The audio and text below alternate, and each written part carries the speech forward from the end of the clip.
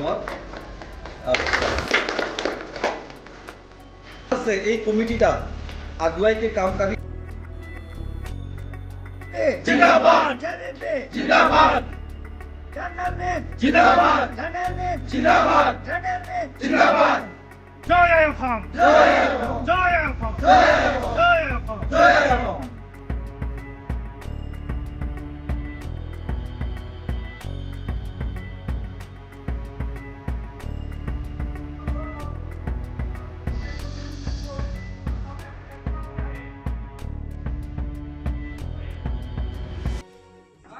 আজি আমি জয় ভাৰত পাৰ্টিৰ উদ্যোগত মাৰ্ঘেৰিটা LAC কমিটি আমি বনালোঁ আৰু এই LAC কমিটিত আমি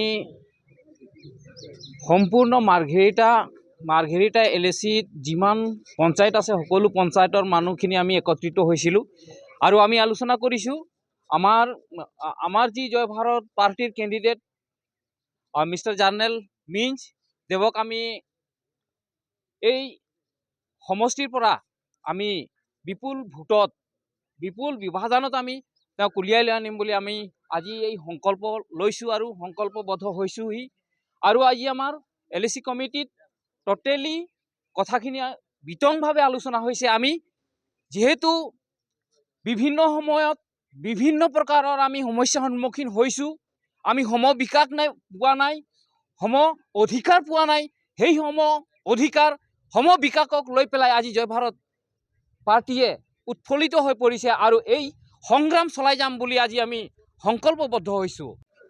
LAC কমিটি গঠন কৰা হ'ল আৰু পূৰ্ণ কমিটিটো গঠন কৰা হৈছে। আশা কৰোঁ আমি যিহেতু আমি প্ৰত্যেক জাতি জনগোষ্ঠীৰ পৰা মানে আদৰণি পাই আছোঁ, ইয়াত মানে ছাপোৰ্ট আমি পাই আছোঁ।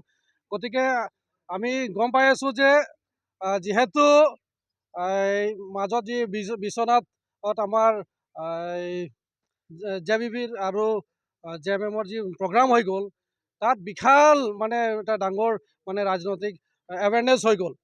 তাৰ পাছত দেখা গ'ল যে লগে লগে 2 দিনৰ পাছত গৌৰৱ গগৈয়ে ঝাৰখণ্ডলৈ পালে। তাৰমানে আমি আদিবাসী কি হয়, ফেক্টৰ হয়।